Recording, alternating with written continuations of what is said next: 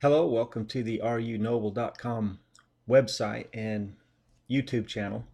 Today I wanted to go over the position we hold to on end times. So I'm personally teaching the noble, grafted in middle position, and the idea and concept of the name points you in the direction that I believe we should go as a body of believers. First of all, the word noble comes from Acts 17:11. It specifically refers to the need to use the Old Testament context when trying to find out New Testament truths, because the New Testament didn't exist at the time Jesus, Peter, Paul, and the others were preaching. So, for instance, when Paul was talking about the day of the Lord and preaching about the day of the Lord, he would have been coming from the Hebrew prophets. The entire book of Joel is on the day of the Lord. Isaiah has several passages, Amos and Zechariah, and therefore. So when Paul was preaching on the day of the Lord from the Old Testament, he literally would just answer their questions in the form of a letter, and those answers would become what we call our New Testament. So anywhere in the Bible where the New Testament, anywhere in the New Testament where the word scripture is used, it's referring to every time the Old Testament or the Hebrew Bible. So when Paul answered the Thessalonians about the day of the Lord, he said things like this: the day of the Lord comes like a thief in the night. And that was from 1 Thessalonians 5, 1-3.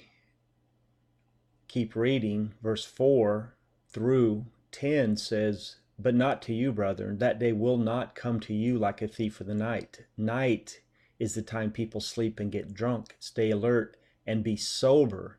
That day will not come to you like a thief in the night." Hear a problem there? Do you hear a problem? Because about 100% of our prophecy teachers that believe in a future for Israel are teaching you, the believer, that Jesus will return like a thief in the night. Jesus himself said to the church in Sardis, Revelation 3, verses 1 and 2, if you do not wake up, it says you have a reputation for being alive, but if you do not wake up, I will come to you like a thief. Well, sometimes it's nice just to flip the logic. Say, well, what if the church was obedient? What would have Jesus said to this church if they were awake? It would have been the opposite. He would have said, okay, because you're awake, I will not come to you like a thief in the night. So that's really, really important to understand, that you're being taught things that are the exact opposite the scripture says. Another example: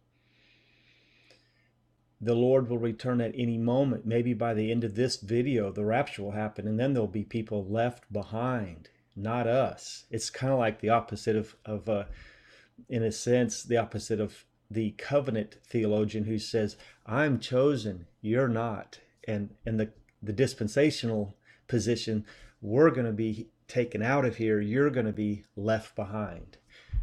Neither one of those positions are right. So, in thinking about the return of Christ, one has to do a simple thing. Well, first of all, I forgot to explain why we're not going to be out of here at any moment, because Paul said so. Paul said so in 2 Thessalonians. Remember, we can't contradict the Old Testament with the New Testament because the New Testament didn't exist. Paul responded to their questions. And in 2 Thessalonians, they kept stacking up questions because they were less noble. They were not checking the Old Testament scripture, their Hebrew Bible, to see if what Paul was saying was true. We know this because he says the Bereans were more noble than those Jews in Thessalonica. They examined the scriptures. So he wrote him a second letter, 2 Thessalonians chapter 2, verse 3. That day will not come until there's an apostasy. There has to be an apostasy before the day of the Lord. And he goes on to say, and the man of sin must be revealed before that day can come. So two things in that one verse have to happen before the day of the Lord. And it's referring to episynago, upward church, in verse 1, the parousia, verse 1. It's referring to not being deceived by letter, by angel, or by anyone else.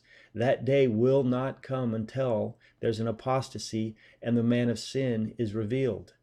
So in 1 Thessalonians, we have a teaching that contradicts the pre-trib any moment teaching.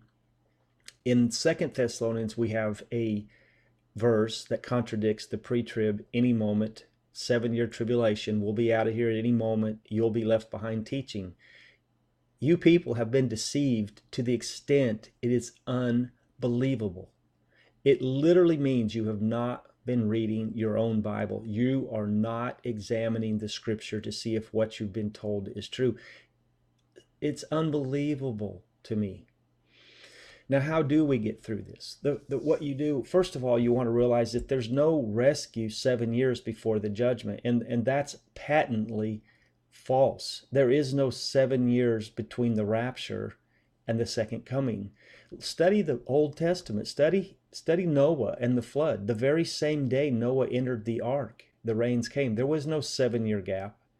Study Genesis 19, where Lot left Sodom and Gomorrah the morning, the day that fire rained down from heaven from Yahweh. It was the same day. The rescue was the same day as the judgment. We have an eyewitness, Jesus himself, Luke 17, the very same day Noah entered the ark, the rains came. Next verse, the very same day Lot entered or left Sodom, the fire rained down, judgment came down. There's no 7-year gap in Scripture, none. You can go to 2 Peter chapter 2, speaking of the flood, speaking of the fire. God knows how to rescue the righteous while punishing the wicked right up until the day of judgment. There's no 7-year gap between the rescue and the righteous, the rescue of the righteous and the judgment of the wicked. Where did you get that? Where on earth did you understand that to be biblical? And then also in Matthew 13, Jesus is talking about the wheat and the tares. Someone says, hey, someone came in here and messed with the wheat. There's weeds everywhere. Shall we pull them up? And Jesus said, no, let them grow together until the harvest. The harvest is the end of the age. So now we know that there is no gap. There's no 7-year gap between the rapture and the second coming. And we know that certain things happen prior to the day of the Lord, like the apostasy and the man of sin. So what you do now is just read Matthew 24 as if it was written to you, Jesus' followers. False Christ, wars, famines, pestilence, a falling away, an apostasy, a man of sin revealed in Matthew 24 verse 15, spoken by the prophet Daniel. Go read Daniel chapter 12 verse 1, 2, 3, and 4. Find out they parallel exactly with Matthew 24, 15 through 29, the tribulation, the suffering, the time of Jacob's trouble. Jeremiah 30 verse 7. He shall be saved out of it. That happens at verse 30 and 31. Read verse 30 and 31. After the tribulation of those days, the sun and the moon and the stars shall darken. Compare that to Joel 2, chapter 2, verse 30 and 31. Before the great and terrible day of the Lord, I will darken the sun, moon, and stars. Just compare Scripture with Scripture. That's where he was preaching from. Why would it be any different? And so we know the sun, moon, and stars triggers the day of the Lord. So after the tribulation, after Satan's wrath against God's people, God cuts those days of suffering short, amputates them for the elect's sake, yet he shall be saved out of it, comes and rescues from the four winds of heaven. Compare Matthew 24, verse 30 and 31 with 1 Thessalonians 4, 16 to 19. You'll see words like angels, parousia, coming on the clouds, trumpet. Those words are all that. Those two verses are exactly the same. They're the same verse. 1 Thessalonians 4, 16 through 19, Matthew 24, 30 and 31. And right after that, no man knows the day of the hour, because once the Antichrist takes the throne and claims to be God, exalts himself above all that is called God in the temple, at that point, the Jews are going to be pushed out of Jerusalem. They're going to be slaughtered. Deuteronomy 32 says, to the point they almost have no recourse. They're done. They're finished. Then Yeshua returns.